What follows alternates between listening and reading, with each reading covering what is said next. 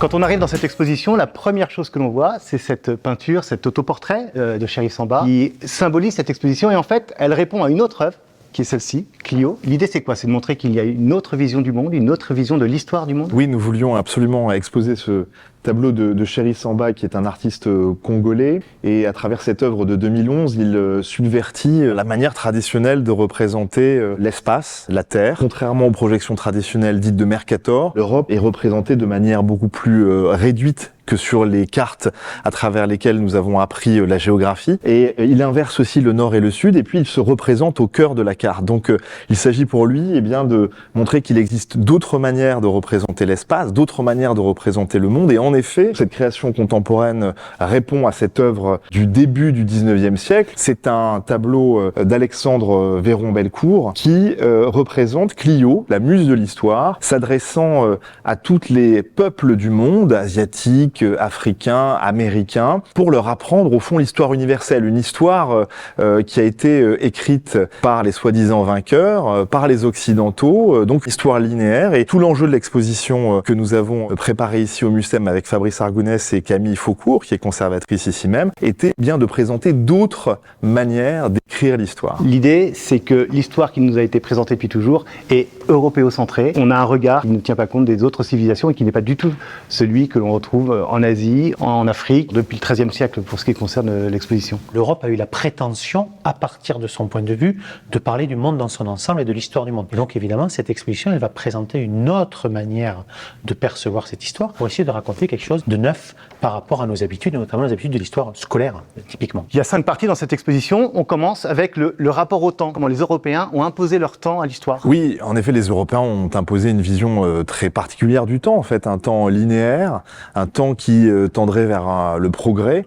Et en fait, quand on regarde comment ça se passe ailleurs dans le monde, on s'aperçoit bien que chaque société possède son propre rapport au temps, c'est-à-dire son propre rapport au passé, au présent, au futur. Et on a essayé de montrer ça notamment à travers différents types de calendriers, solaires, lunisolaires, qui nous montrent ces différentes manières d'appréhender le temps et de compter le temps. Et on a essayé de faire la même chose pour l'espace. C'est la même idée du décentrement que dans l'œuvre de Chéri Samba qu'on avait en introduction. Les peuples vont avoir tendance à se placer au centre des cartes, ce qui est tout à fait naturel, mais qui nous surprend parce que nous ne sommes pas habitués à ce genre d'œuvre. Ici, nous avons une carte arabo-musulmane où c'est évidemment la Mecque, au centre du monde. Ici, vous avez une carte coréenne qui va plutôt se centrer sur l'Empire chinois au centre, et celle-ci, plus grande et toujours très impressionnante, qui est une map monde japonaise du début du 19e siècle, qui repousse à la fois l'Amérique, particulièrement déformée de notre point de vue, pour se centrer surtout sur l'Himalaya et mettre en perspective ce qui intéresse le public de cette carte, c'est-à-dire des étudiants des écoles bouddhistes. C'est évidemment à la fois l'aide de la naissance du bouddhisme et sa diffusion vers la Chine et le Japon. En fait, ce que l'on voit, c'est que la mondialisation que l'on croit européenne est multipolaire. C'est vrai que l'Europe, à partir du XVIIIe siècle, à travers l'expansion coloniale, va susciter toute une série de circulations, d'interactions plus ou moins contraintes d'ailleurs entre les différentes régions du monde. Mais nous avons essayé aussi de montrer que cette mondialisation impériale de la fin de l'époque moderne et l'époque contemporaine, elle a été précédée par d'autres formes de mondialisation. Par exemple, tous les échanges induit par l'expansion des Mongols à partir du XIIIe siècle entre la Corée et l'Est de la Méditerranée, et au sein de laquelle les Européens ne sont que des acteurs marginaux, des acteurs secondaires. Et il y a cette barque polynésienne qui symbolise justement une expansion mondiale autre que l'expansion européenne. Oui, en fait, c'est une révolution technologique opérée par les Polynésiens. Il s'agit d'une pirogue à balancier, à voile, qui a permis progressivement à ces populations d'île en île de peupler ce vaste océan en partant de la zone asiatique et pour quasiment rejoindre l'Amérique. Dans le prolongement de cette question des altérités plurielles, le constat de départ, c'est qu'on s'est beaucoup intéressé à la manière dont les Occidentaux, à commencer par les Européens, se sont représentés tous les autres. Et nous proposons d'inverser le regard pour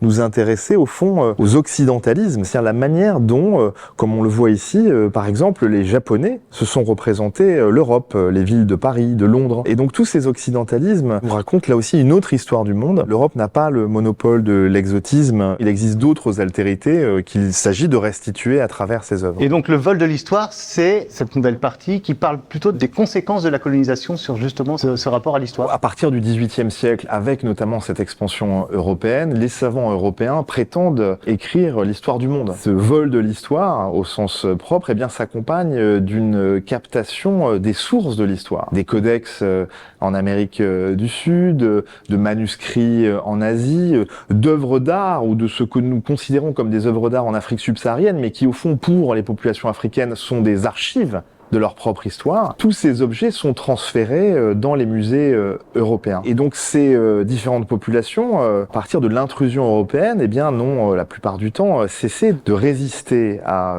cette expansion de différentes manières. On peut voir par exemple ici un tableau extraordinaire du peintre javanais Raden Saleh. À travers cette scène de chasse apparemment anodine, eh bien il nous livre une critique anticolonialiste. Il est possible d'interpréter ce tableau comme eh bien la résistance du peuple de l'actuelle Indonésie, symbolisé par ce buffle noir, contre le tigre qui représente les colonisateurs néerlandais, puisque le drapeau de la Compagnie des Indes néerlandaises comportait un tigre sur ce blason. Et donc ce tableau, dès 1846, manifeste cette volonté de résister face aux colonisateurs à travers là une œuvre artistique. La résistance avant la réécriture de l'histoire, Fabrice, c'est ça? Exactement, c'est-à-dire que dès la décolonisation, les nouveaux États indépendants vont chercher à la fois à s'affirmer sur la scène internationale et à se réinventer un passé. On a des États dits émergents, comme par exemple la Chine, la Turquie ou l'Inde, qui vont s'affirmer de diverses manières sur la scène internationale, parfois avec la pop culture, et notamment par exemple des films ou des séries télévisées qui vont permettre d'affirmer des icônes qui ne sont pas celles d'Hollywood, qui sont des icônes nationales très fortes, à partir de grandes conquêtes, de grandes aventures, de grands rois, etc., qui ne sont pas ceux auxquels on pense forcément quand on réfléchit à la culture cinématographique. Mais également, il y a un contre-récit qui est porté également par les artistes contemporains, qui n'est pas celui de la propagande nationale, pour montrer évidemment d'autres manières de se réapproprier l'histoire. Pierre Singaravelou, Fabrice Argonès, merci beaucoup de nous avoir reçus. Je signale ce catalogue de l'exposition, donc Une autre histoire du monde, que vous pouvez voir ici au MUCEM à partir du 8 novembre et ce jusqu'au 11 mars. À bientôt.